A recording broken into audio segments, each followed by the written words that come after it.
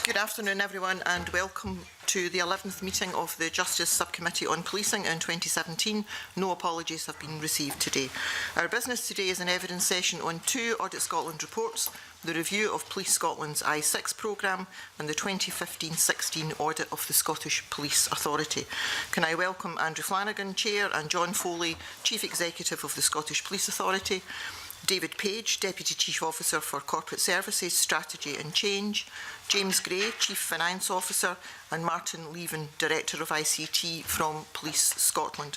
Can I thank witnesses for providing written evidence for today? We will move straight to questions from members. Can I refer members to paper 1, which is a note by the clerk, and paper 2, which is a private paper? And perhaps, can I start by giving a small flavour of some of the things that are in the Audit Scotland report? In the report, they say that it's unacceptable that they had to report to Parliament weak financial leadership in all of the 3 years of the Scottish Police Authority's existence. They reported a 1.2 million overspend, a 47 million deficit, and a lack of public transparency. And the long-term financial strategy and the 3-year strategy are to be developed and implemented once the Policing 2026 strategy has been agreed. And I wonder if, perhaps I could start with Mr Gray, if he could give us any information on the timescales for agreeing and publishing these strategies. Okay, so what we're planning to do is publish an outline high-level 3-year financial plan in June alongside the 10-year policing strategy and the 3-year implementation plan. What we'll then do over the course of the summer is work with the business to further develop the plans so that we can come back in September with a more detailed 3-year financial plan, which will show how we balance get into a financially sustainable position by the end of year 3, but also will bring the 10-year financial strategy, which will address one of the Audit Scotland points. But also it's very important because what it will do is it will clearly set out the direction of travel. It will show what different options will mean financially, and it will help ensure that we maintain our financial sustainability after year 3. Okay. And there has been some changes made now in the Chief Financial Officer now as a reporting line to the Accountable Officer. How is that working, and how do you anticipate that working going ahead? The way in which it works is on a day-to-day basis. My direct reporting line is into the Chief Deputy Chief Officer, but I also meet with Mr Foley every Friday, and we go over issues. But in between times, if anything comes up, then I'm on the phone to him with anything that he needs to know about. So I've been working with John closely since I came in as an interim. So we've developed a good relationship, and we understand what it is we're trying to do. But like I say, also working to David, and it's been working well so far. And are you confident that the strategies that you're developing will address the quite significant financial problems there are? I am. What we know at a high level is the areas where we're going to make the savings, and we know what the projects are that will deliver those savings. I haven't got the detail yet. We're still working on that about, specifically which projects will deliver which savings. But when you take them in the round, there are enough savings there that will deliver the requirements to address the budget deficit that we currently have. Do any of the other panel members want to comment? Mr Foley? Convener, if I could come in. Yes, to support James's view in terms of the relationship, I think that the committee should be made aware that relationship didn't exist before in terms of a Chief Financial Officer having a reporting line to the Accountable Officer, and it's now working very well. And I think it's necessary, and that was one of the measures that we identified when we first realised that we had some financial leadership issues in both organisations. Okay. Liam, did you want to come in now? Just follow up. You hopefully set out some of the concerns that have been raised in the review. More recently, as I'm sure you're aware, the Auditor General appeared before the subcommittee on the 16th of March, and at that point said, I'm concerned that the organisation does not yet have a fully worked through financial strategy, because that is a safeguard that would help it to mitigate the risk of the wrong decisions being taken for short-term reasons that make things harder in the long term. I take on board what you've said, Mr Gray, about the working relationship with Mr Foley and some of the interim measures pending that long-term strategy being developed. Have there been discussions with either the Auditor General or with her officials about those interim measures that can perhaps offer some reassurance to her and to Scotland that, as I say, pending the development of the longer-term strategy, there are safeguards now in place? Yes, we meet with Audit Scotland every month now, and it's just to give them an update on the work that we've been doing and the progress we're making, but also to, give them an outline of what it is that we're proposing to do, just so that we make sure that they're comfortable with our approach. And having had discussions, with the auditors, they know where we are, they know what we're trying to achieve, and we're looking to develop the 10-year financial plan, which is actually going to be in line with what they describe as best practice. So we're using, all the indicators that they think should be included within it to make sure that it does meet that requirement. And I am confident that by the time we get to September, we will have a document that is fit for purpose. You also talked about having confidence that in terms of the 3 years that the deficits that's been built up can be addressed. I think again in previous sessions I've expressed a degree of concern that to some extent we may be being told what Police Scotland and the SPA think we want to hear. How realistic is the time frame of addressing that in such a short space of time, given the extent of the difficulties being faced up until now? I think to aim to have a balanced position at the end of a 3-year period is a realistic timescale. I suppose the one thing is really around the timing of that, and whether, what we need to focus on getting right is that what we're committing to is deliverable. So it's making sure that the recurring savings that come through in each of the 3 years are mapped appropriately, and that we're not trying to front load it unrealistically, or we're not trying to take the foot off to push it too much to the back. So that's a key part of what we'll be doing when we're looking at the timing of how we deliver the savings over a 3-year period. Right. And can you share with sorry, Mr. Foley, I'll add another question. You maybe come back and wrap it up together. Can you give us a flavour at this stage as to how you're going to achieve that? What that's going to be? What that's going to mean in terms of staffing levels? In terms of, we'll come on to I6 shortly. I don't want to cover that ground, but how you're going to make good those efficiencies, given the problems that have been experienced to date. And indeed, I suppose the rundown of capital underspend to almost compensate for revenue deficit. We don't yet have the detail of specifically where the savings will come from. We know broadly in the areas, and obviously it affects pay and non-pay. But decisions haven't yet been taken as to what that might look like. So whilst we have a draft, it hasn't even yet gone through our governance route. That will be happening over the course of the next couple of weeks, and that will be at a high level again. So it will give you an indication of the budget areas that will be affected in order to get the deficit eradicated. But what it won't do is set out specifically at that point where the savings will come from. But that work will be done over the summer, and we'll come back in September with something that more clearly articulates that. So, Mr. Foley, you were? Yes, thanks, Mr. MacArthur. It's just to offer some additional assurance. Mr. Gray also has a fully developed financial model, which has been tried and tested. So that's been developed over a longer period of time. So we're not starting from scratch and actually developing something over a period of months. It's the assumptions that go into the model which will be subject to further discussion. Mr. Foley, when you say a tried and tested model, where has it been tried and tested? Well, Police Scotland accountants have run various scenarios through it, so it's a good model. I mean, it's not particularly complicated, convener. It's a financial model, and various assumptions are put in, and then see what does that look like as you move over the period. And some of that work's been done to support the 2026 strategy that we're about to launch as well. So they kind of go hand in hand. I guess I'm just aiming to give the committee assurance that we're not starting from the beginning, albeit recognising the Auditor General's comments in March, which I fully agree with and support. Okay, thank you. Margaret. The Auditor General has highlighted ongoing and unacceptable weaknesses of financial leadership in both the SPA and Police Scotland. And David Page, I believe in oral evidence, stated that in future the will be devolving budget responsibility to deputy chief constables, assistant chief constables, and ultimately to chief superintendents, in effect at business unit level, and that would increase both accountability and responsibility.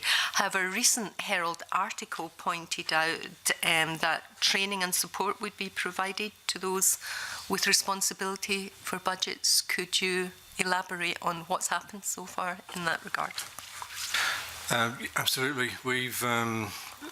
What we're not doing is obviously devolving the budget responsibility without providing support for that. So there's a whole package that we're providing around this devolved process. So finance partners in James's area are facing off to each of the different budget holders. We're doing training packages for them around what their responsibility looks like, what management information they're going to need. We're doing finance for non-financial manager training.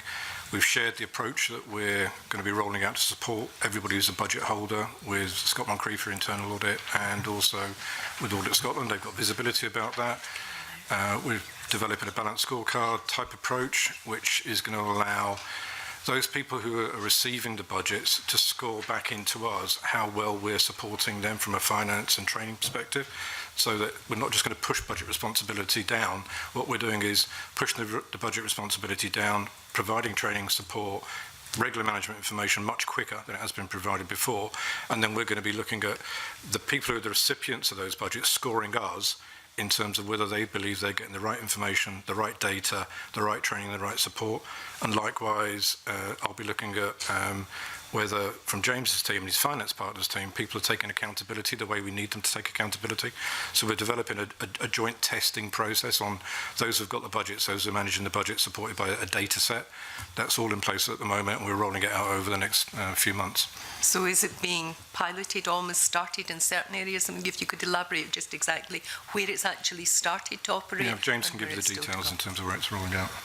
Okay, so the first piece of work was every budget holder has had a meeting with their business partner, because we've now attached a business partner to every single budget holder. What we had previously was fairly patchy arrangements. So the first piece of work has been to sit and go through each budget book. So there's a budget book for each individual budget holder, which sets out what money they've got against what budget line. Now, it sounds like a fairly simple thing, but this is the first year that we've actually had that across the organisation. So every budget holder has gone through their budget in detail to understand what it is that they have. They've also had a session on what business partnering is about, and we've been supported with some external help with that, around rolling that out to budget holders. And we've also developed budget guidance, formal written budget guidance, which we've taken every budget holder through to make sure that they understand it. And so that's the first piece that we've done. What we've now done is worked across the organisation to understand who needs to know who needs to get the external training on finance for non-finance professionals. So we're collating that, and that will be delivered during the course of this month, hopefully. And then the final... holders we're talking about here? It's in the region of 70 or 80, I think. Okay. But I can follow up and confirm that to you. I wouldn't want to give that as a definitive answer. Okay.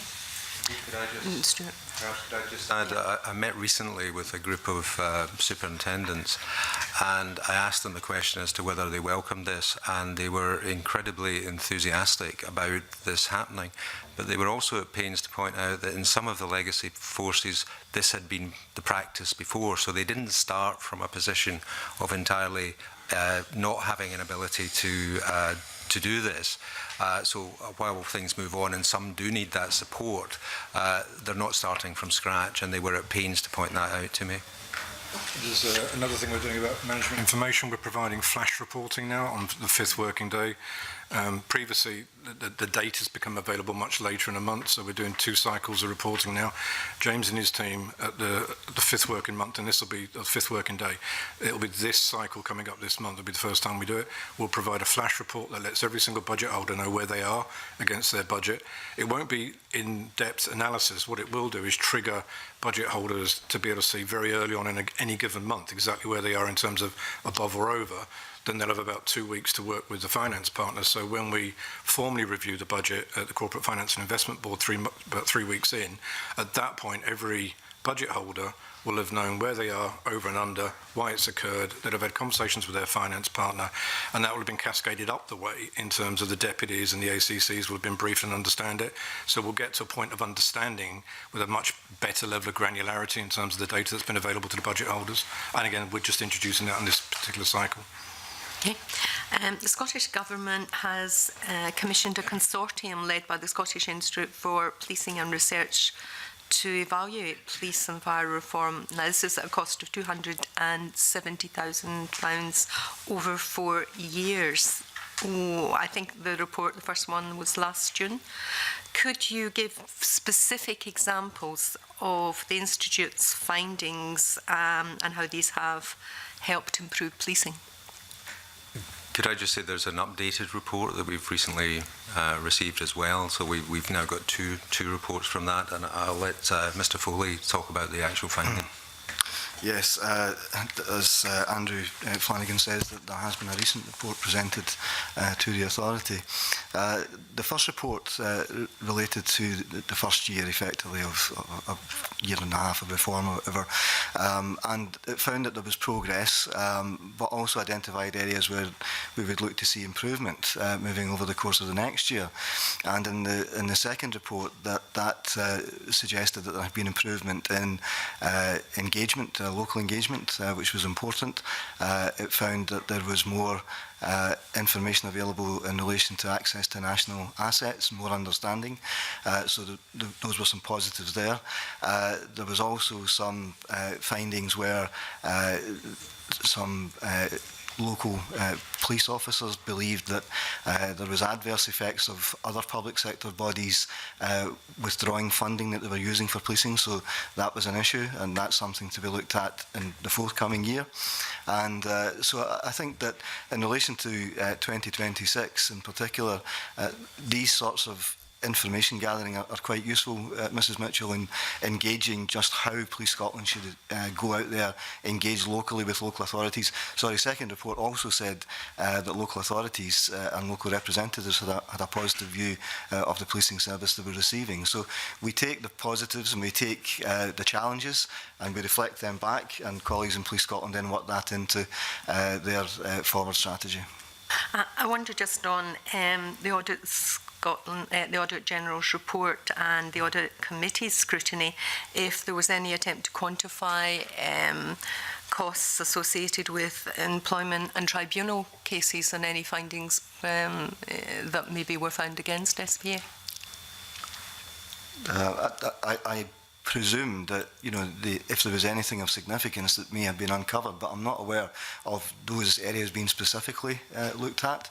But I can double check that, Mrs Mitchell, and come back to the committee on it. And would that be up to the current date? Yes, we could do that up to the current date. That would be excellent. Thank you. Yep. Can I just ask before we move on to talk in broader terms about I6?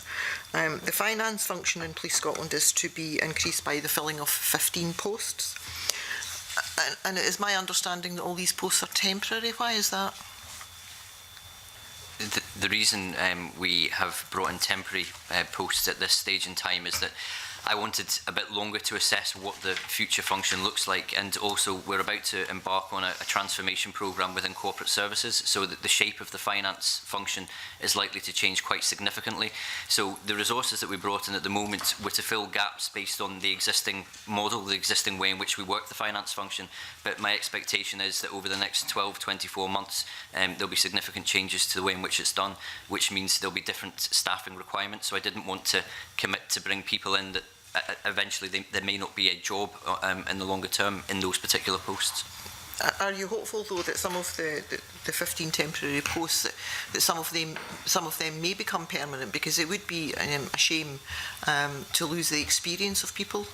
You're absolutely right. I mean, there are a number of those 15 posts where we will always need somebody with those expertise. So the expectation is that there are a number of really good individuals that have come in that I would like to retain them, but obviously they'd have to go through an open process when we've determined what the final posts are that we require to run the service. Rona, did you want to ask the questions about the overspending and underspending? Yes, just to continue on the budget for the moment.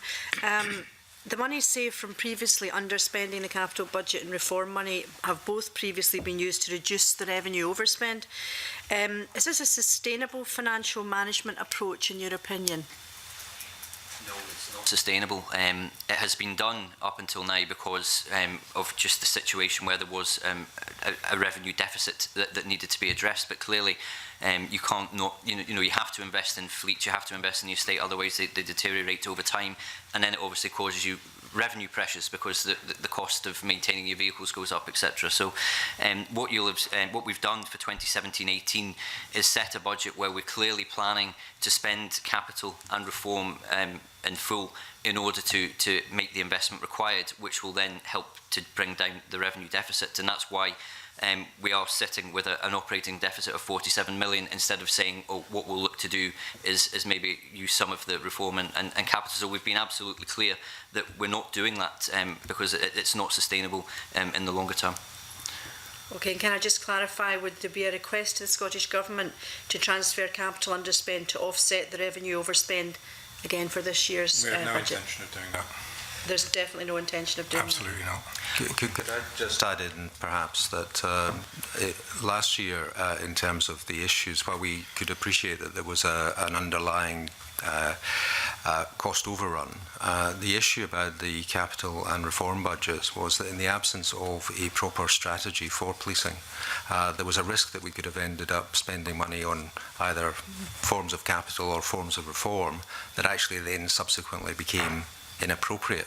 So it was good sense in a way to not be spending that money until we actually got 2026 delivered, or at least far enough down the track where we could make sensible choices. I think then it was a matter of just that the underspends in them were the simplest way of offsetting the overrun on the revenue budget, and that's what it was. So I think it's very much a temporary measure. So I think so, because I think that we do have some pent up demand for normal capital.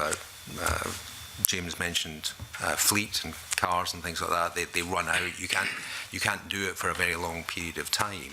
But I think it made sense last year, but it wouldn't make sense now if we have a properly understood forward plan and strategy for the organisation. Then we can identify that, and actually we can make sensible choices about which bits of reform or capital that we prioritise as we go forward. Okay, thank you. Liam. I'm intrigued by this. I mean, presumably the government's allocation in relation both to the reform funding and to the capital funding would be based on a bid from Police Scotland supported by the SPA in terms of a needs analysis. So I can understand to some extent how you might delay the capital spend, not ideal, but perhaps a tolerable measure in the short term.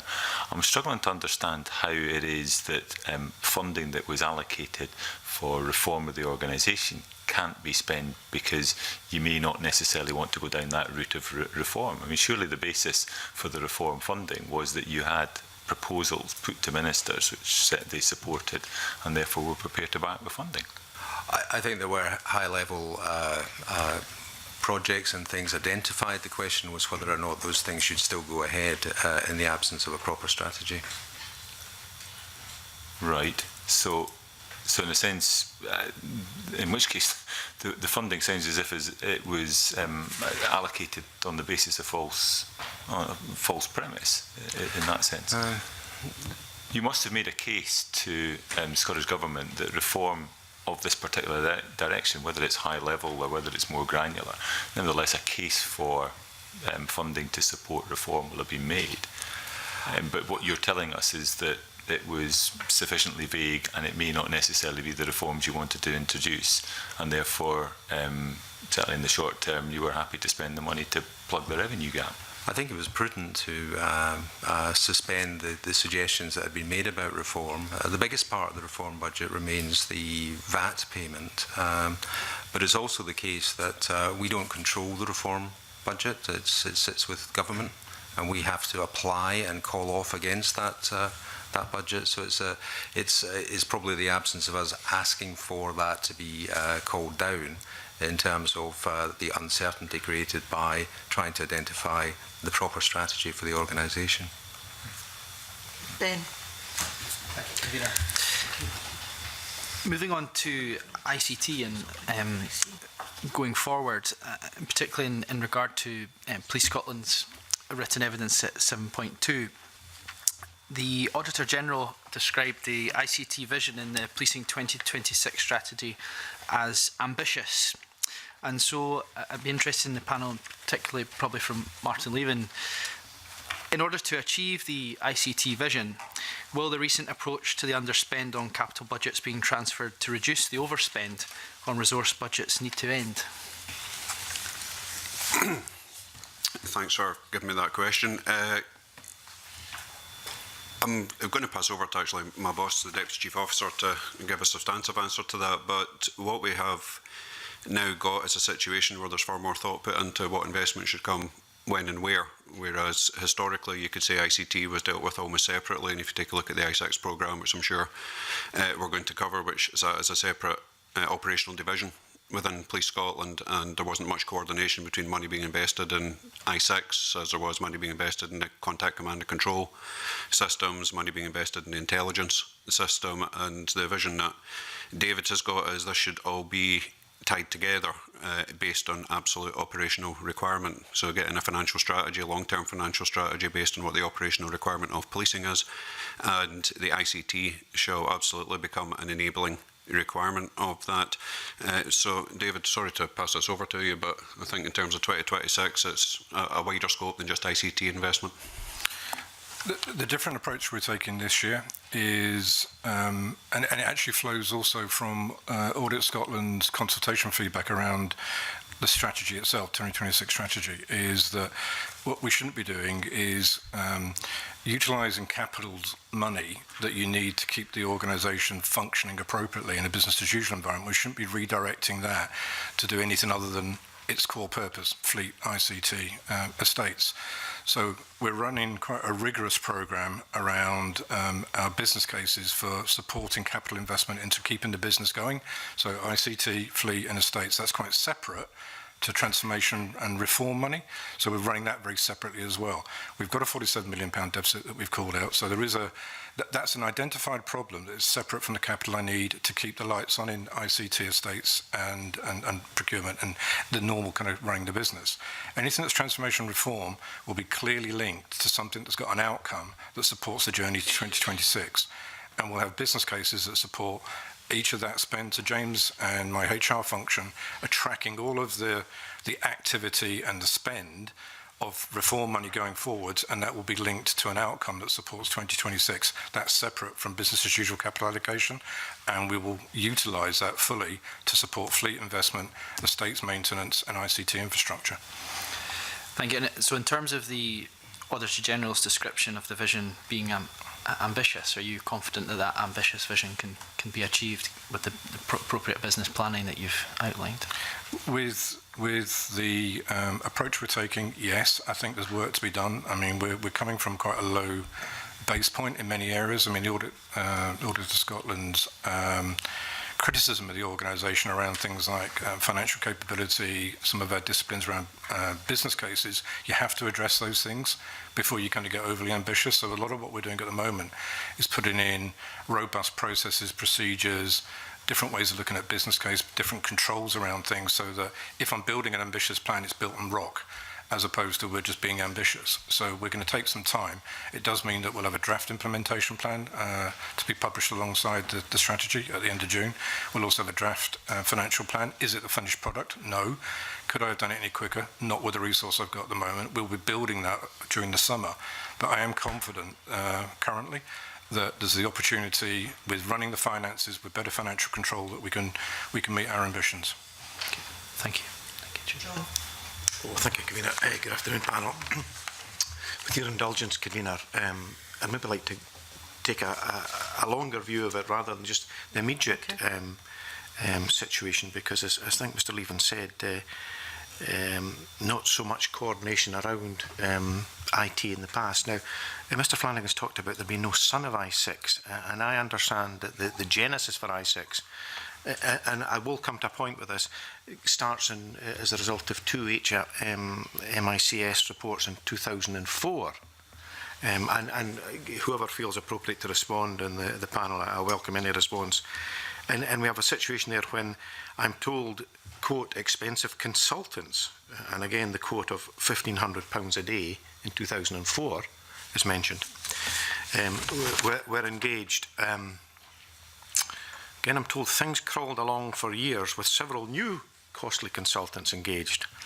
And it's in 2010, and this is what gets to the point, that this programme, which had been running primarily with Strathclyde Police, becomes called I6. And it's at this point that the Auditor General picks up the inquiry. So, but it has been a seamless programme, albeit not a particularly efficient one, from the period 2004 to 16. Is anyone able to say if that's a reasonable reflection on the situation? I mean, I appreciate you may not be able to comment on specific figures, but the genesis of... Well, let me try and keep it at a higher level.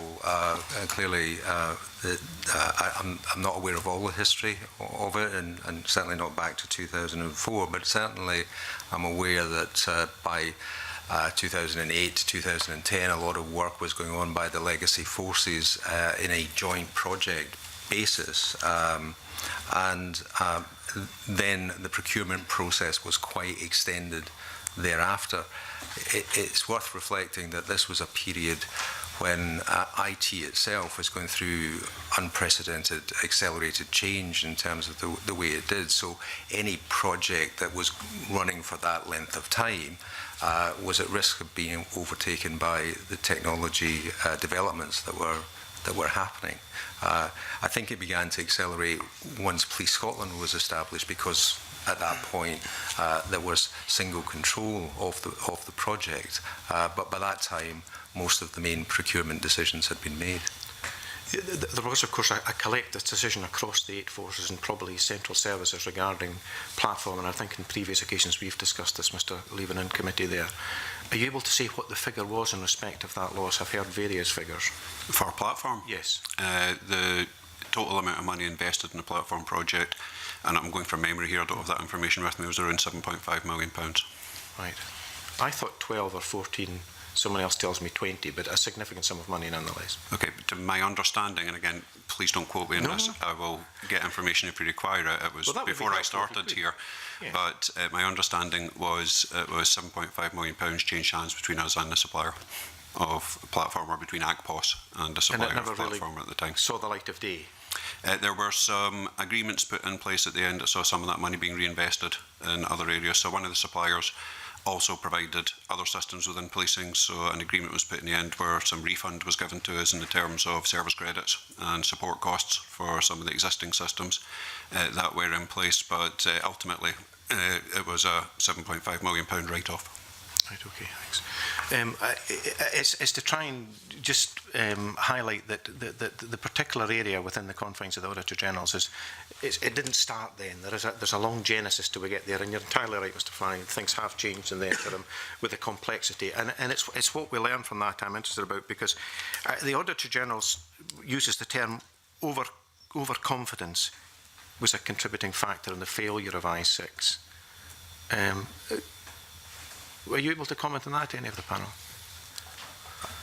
Again, I think that there was a belief that this could be delivered. I think it was a very ambitious project to take a single system approach to 80% of your operational needs.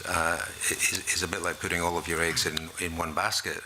It was also it wasn't structured as a modular approach where you could break it down into bite-sized chunks and deal with it in a sort of less risky manner.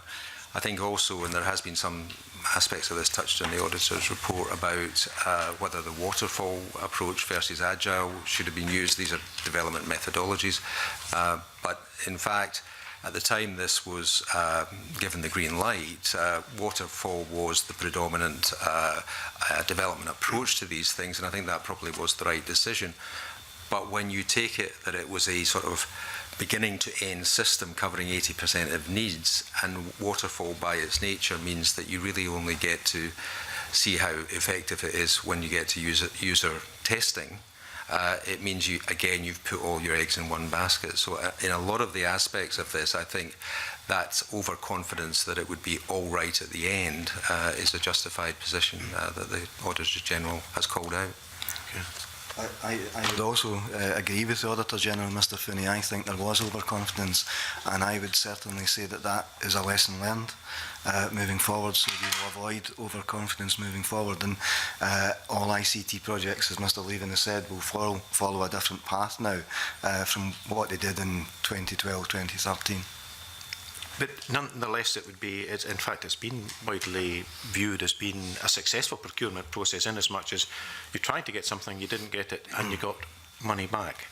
Yes, I think a successful procurement process in that sense. But again, going back to the lessons learned aspect, which I really welcome from the Auditor General's report, you know, we need to take that and look forward with it and say, you know, successful procurement, we can build on that as we procure things moving forward. But also we need to recognise that we shouldn't be overconfident, and we should look to see perhaps a bit more where where the pitfalls might lie in future projects, albeit we won't enter into another waterfall arrangement again.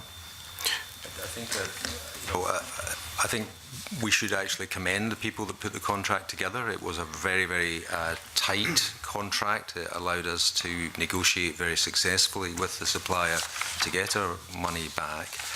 But on the basis of this being a fixed price project with some of the complexities not fully understood at the outset, it meant that I think probably in the fixed price nature of it, you're actually getting lesser skills applied to the development process by the supplier to still try to make it a commercially effective contract from their point of view. So I think while it was great that we got our money back, the tightness of it did actually possibly mean that the development quality wasn't as good as it should have been.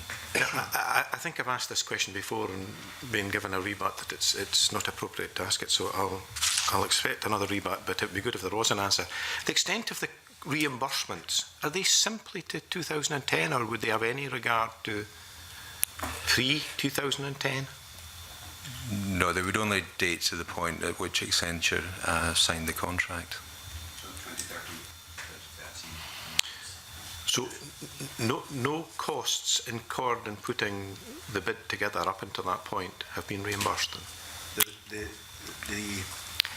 I'll try to answer that as best as I can, Mr Finney.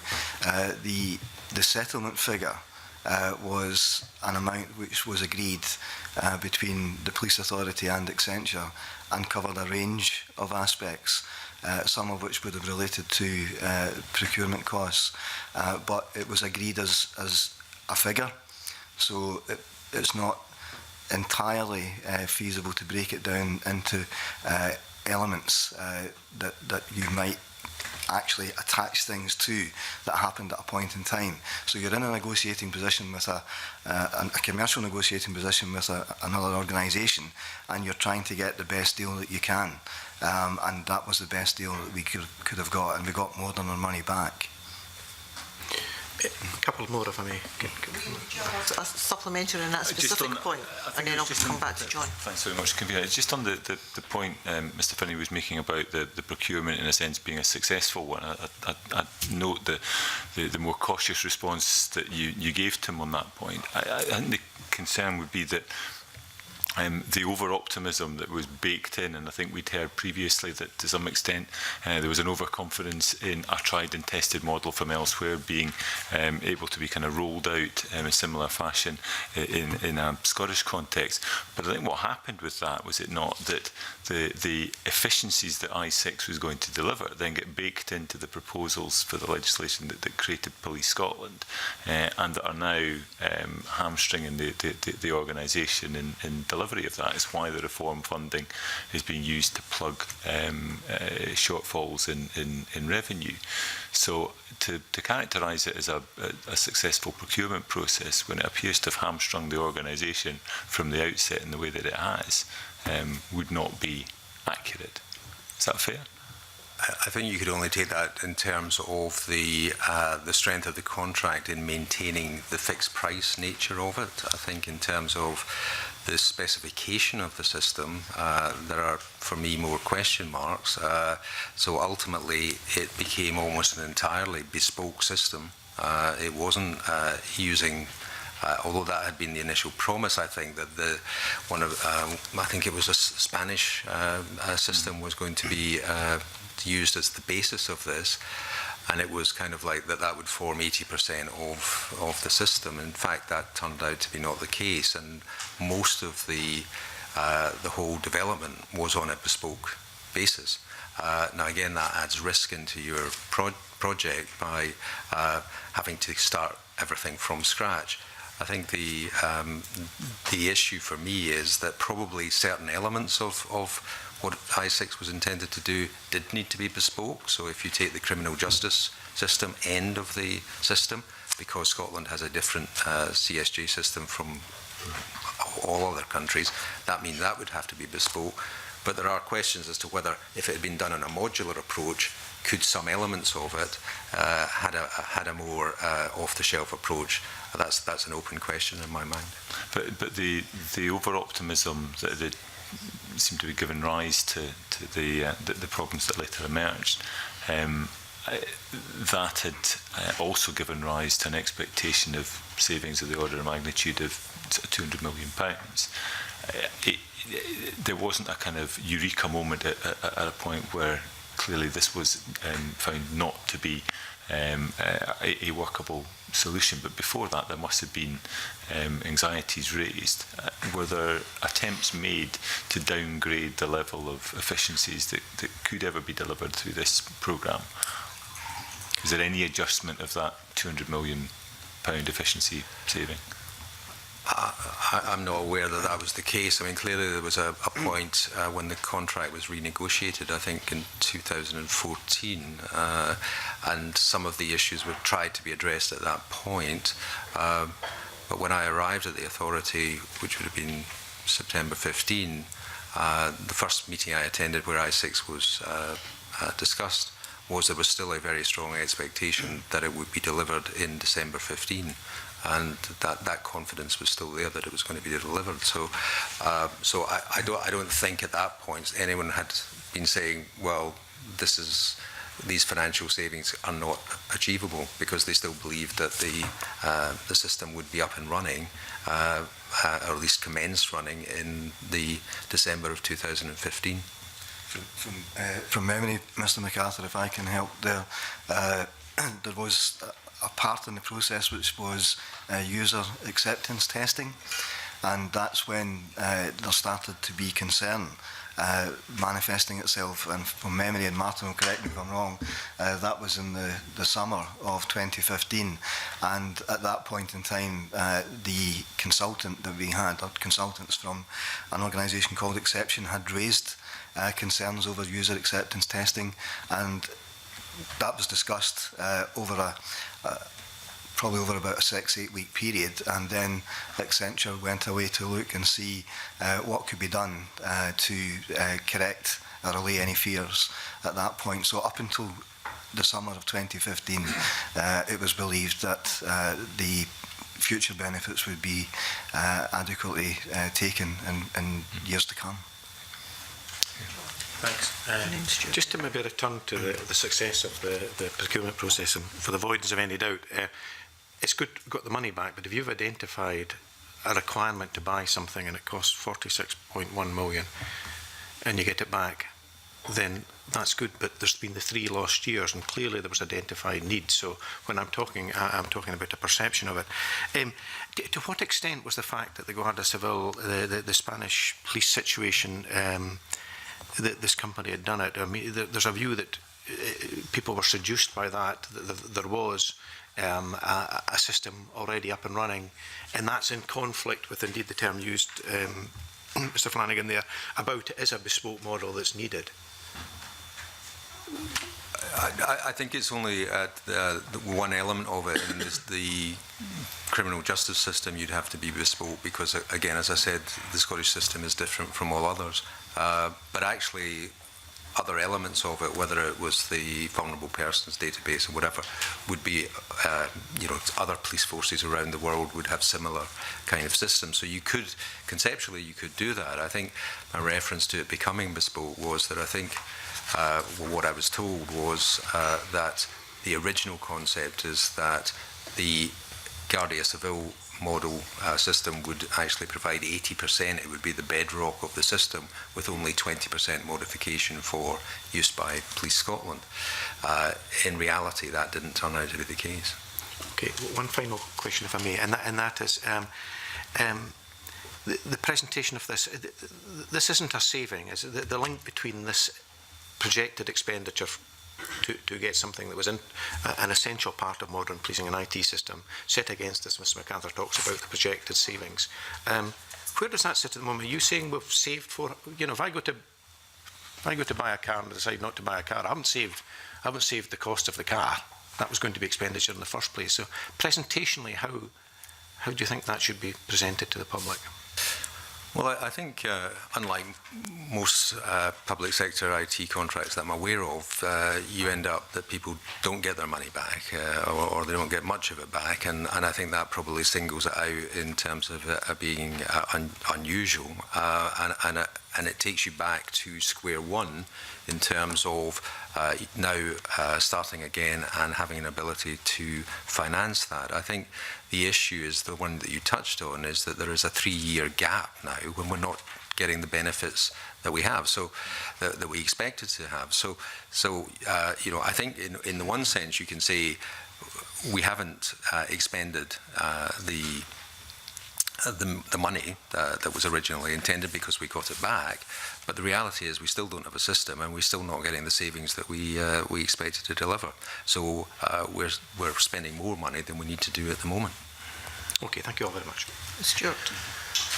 Thank you very much, Convener. A few preliminary remarks, if I may. First of all, let me say I'm a member at the Institution of Engineering and Technology, and spent 30 years from the 1960s in IT, followed by 3 years lecturing to postgraduate students on the management of IT projects. So that's my background. And as a preliminary remark, let me just say the procurement process failed. And we shouldn't get away from that. And the reason it failed is the procurement process existed for one reason only, and that was to deliver a computer system for Police Scotland. It did not do so. Ipso facto, it failed. The secondary objective of a contract, of course, is to protect the procurer in the position where delivery is not achieved. And in that sense, it was a successfully written contract that delivered what was required of it. And that's the good news. But it did fail, and we shouldn't pretend otherwise. Just a couple of things. I heard it said it was always in a period of unprecedented change in IT. Well, Moore's Law has been around for 30 years, and Moore's Law states that every 18 months the cost halves and the capability doubles. In other words, we've always been in a period of unprecedented change. And if we can't manage IT projects in a period of change, we're not in the business of managing IT projects top, bottom and middle. And I just make that as an observation. Now, I've heard 4 or 5 times that the Garda Civil model was 80% aligned with what we required. Where did that 80% come from? Who went to look at the Garda Civil model in operation? Both from, presumably from the user side and from the IT side. Who went to look at it and concluded it was 80% aligned? Martin perhaps can feed more into it. When I asked that question, I was told it was some members of the police team, so the user side of it, along with the technical consultants exception, and they went to look at it. Yeah, but I just want to press quite specifically. The very specific 80% figure has been quoted 4 or 5 times in this meeting.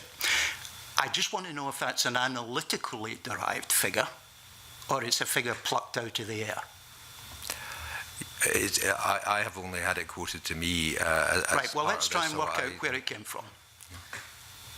Because it lies at the very heart of why this system didn't meet the needs of the Police Scotland.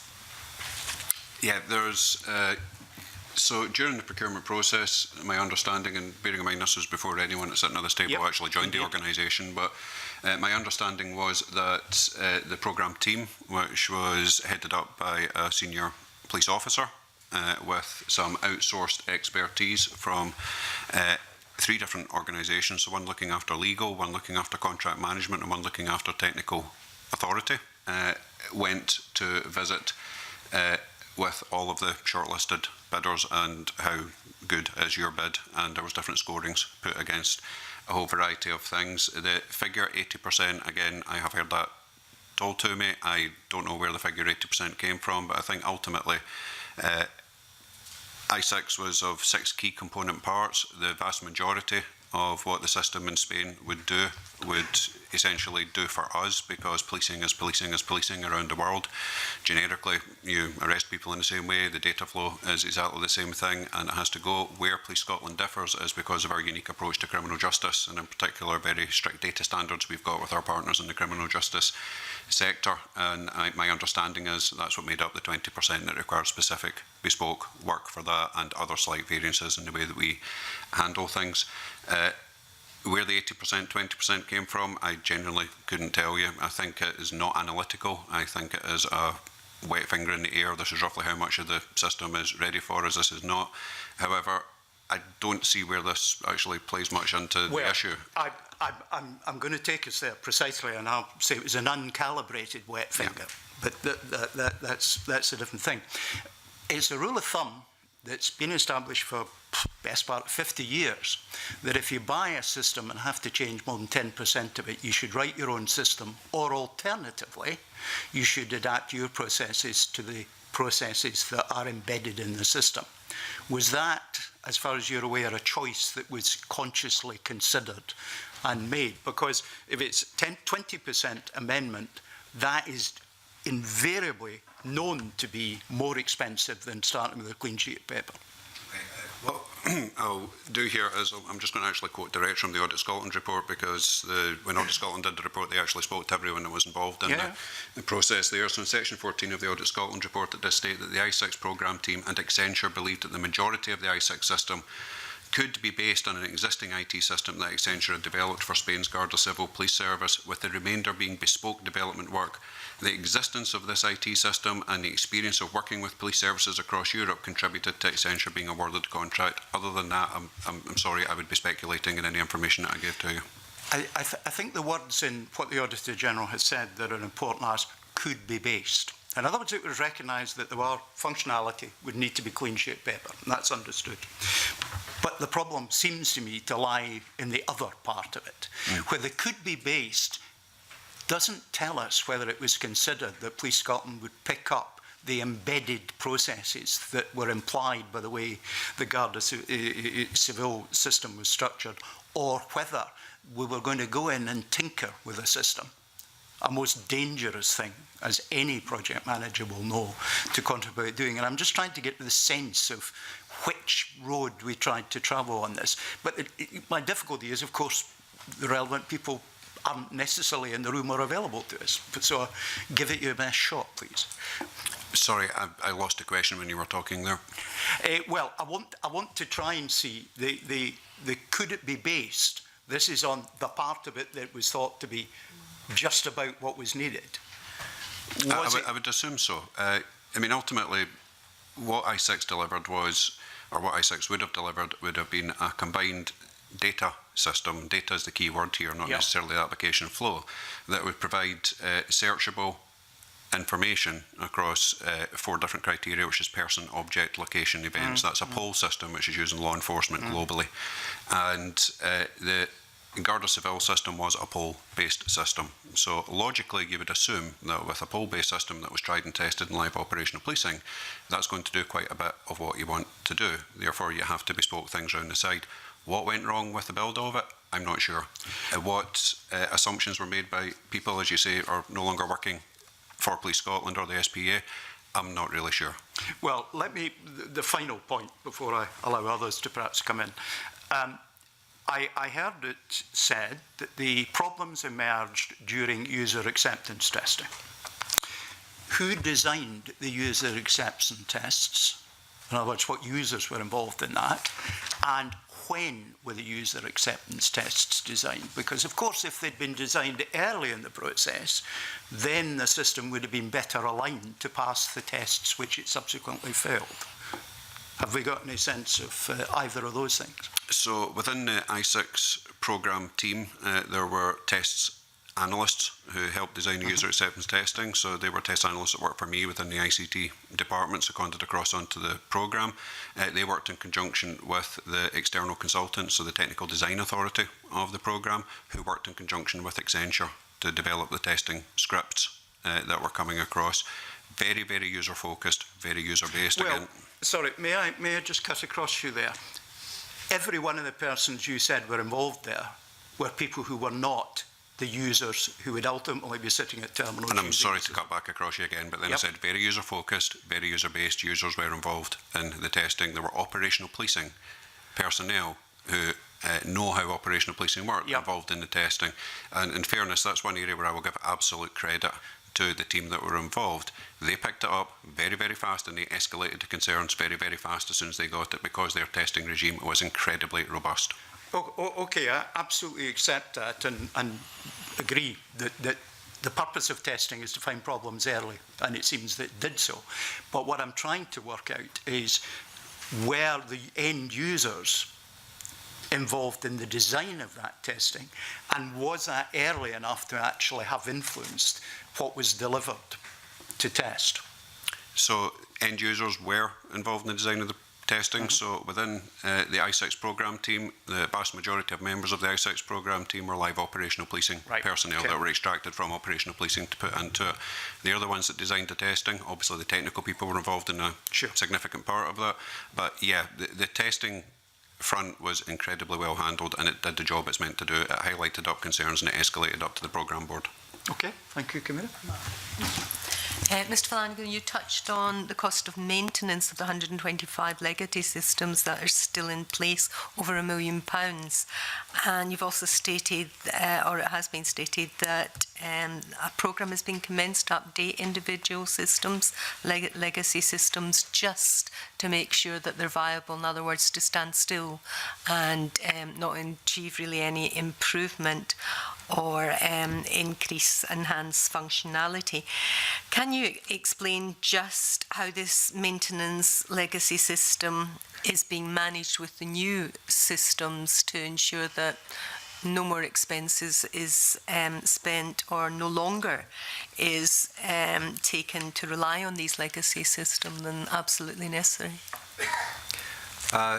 Well, I think Martin will be able to give you more detail. I think the approach that was taken was, once the decision to cancel I6 took place and we received the money back, the approach was to make sure that existing systems could actually extend their useful lives to cover a period of redevelopment and replacement systems being put into place. A second part of this was that we then looked at what systems we had already, either under development or in use in different parts of the organisation, which could be rolled out onto a national basis. And then the third piece of work that's being done is the creation of a new ICT strategy under the umbrella of 2026 to be clear about how we take the approach forward. And that's how we sought to stabilise the situation once we knew I6 was not going to come in. Could you maybe give some more detail, because SP have stated that they still believe that a single national IT system for policing is still viable. So how really is this working? You've got timescales for this, more detail of how it's progressing just now, and are you confident it's going to deliver the same benefits that were envisaged that obviously didn't materialise from the I6 programme? Yes, I think the key question in what you said there, Ms Mitchell, is the issue of a single system and what that actually means. I think it would be a combination of a modular approach, would be components that build up to a single system, rather than the kind of approach that was taken for I6. Because, as I said earlier, the I6 approach, in my view, was a very risky approach to developing systems of this scale. So I think it's clearly the case that the different parts of operations that I6 was supposed to support still there. They still need systems, but we need a new approach to how we're actually going to implement that, and we need to try to minimise the costs that we are currently incurring that we didn't expect to. Okay. Mr. Lim? Yeah, thanks. And they were two really good questions and very, very valid.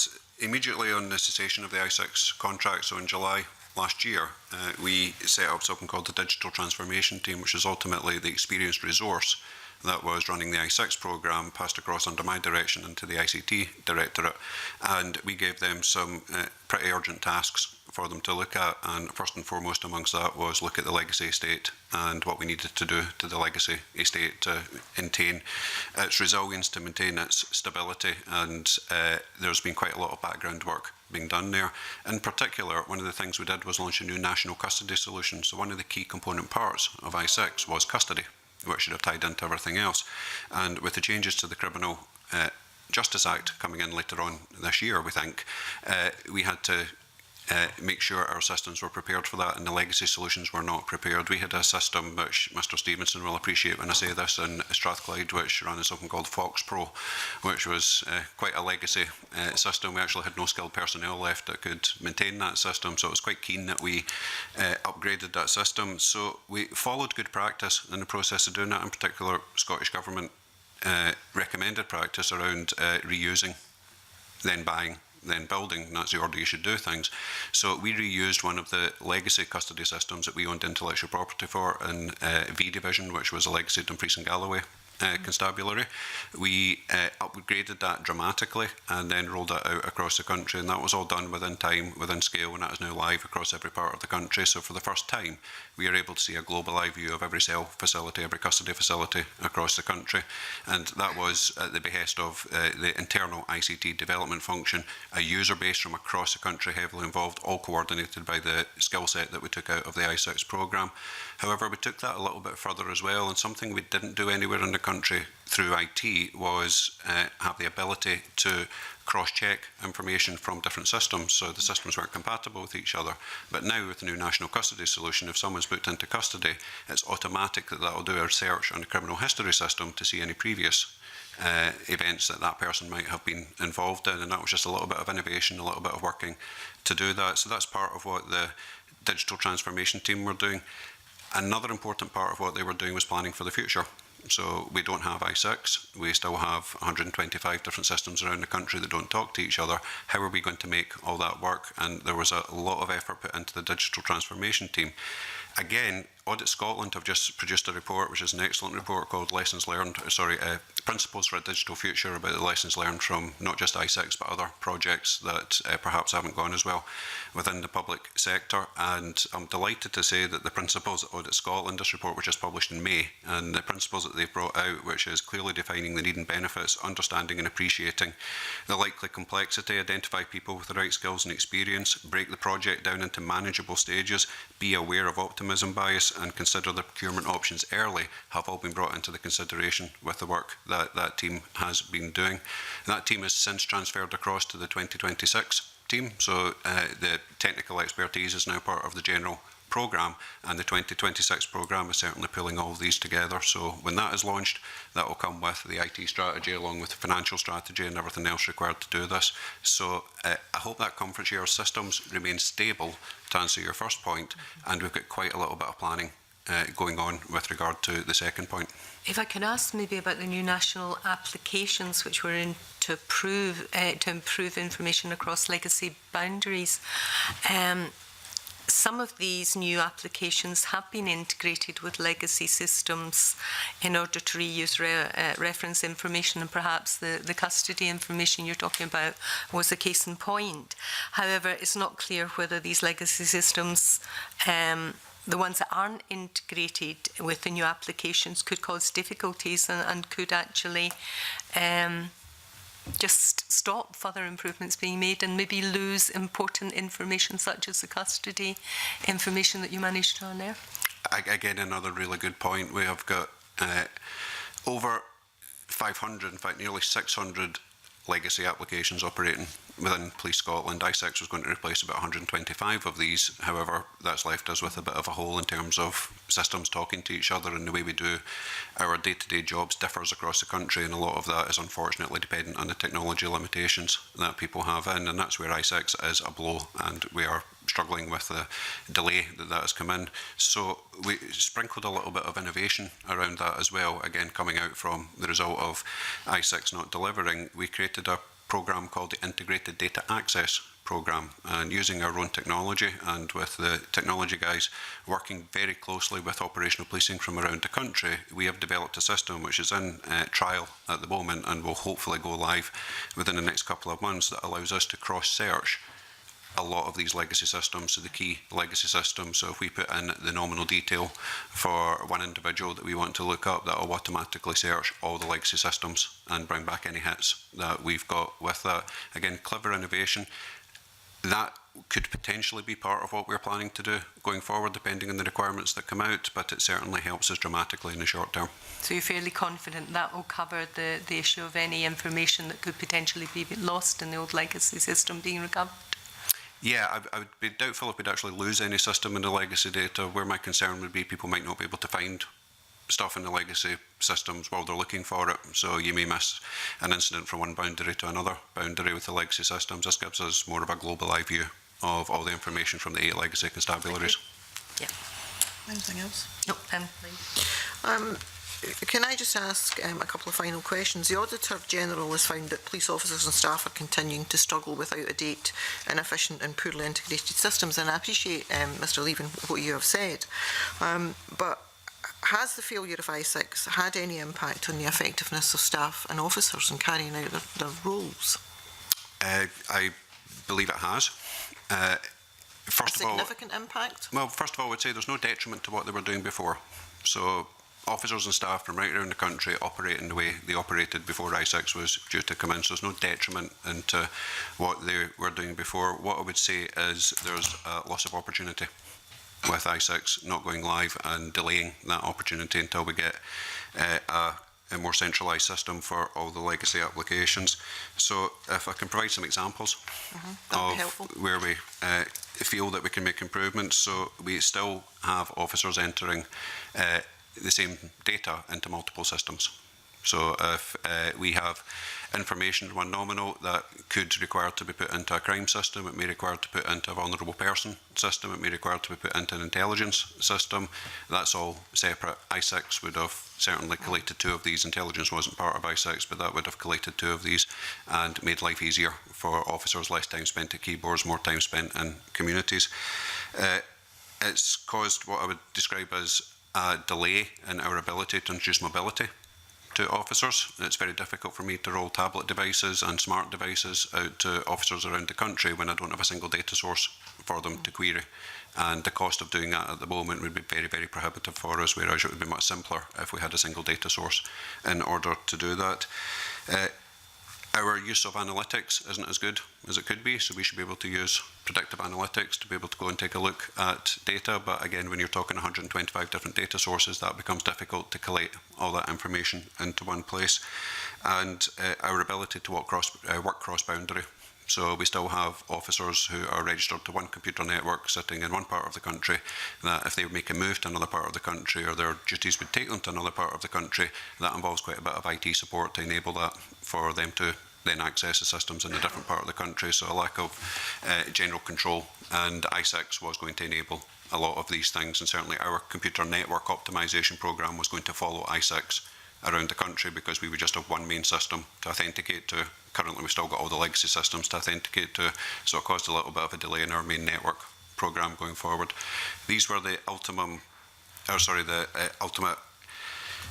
missed opportunities with I6, but again, I think we're doing it properly. I think we've had a significant outbreak of common sense in terms of the vision that David's brought into the organisation, tying everything together, and having a financial strategy that ties into a whole IT strategy, so contact, command and control, intelligence, what was the I6 programme, all operating under one central strategy, which is something we didn't have before. Okay, that's been very helpful. Thank you for that.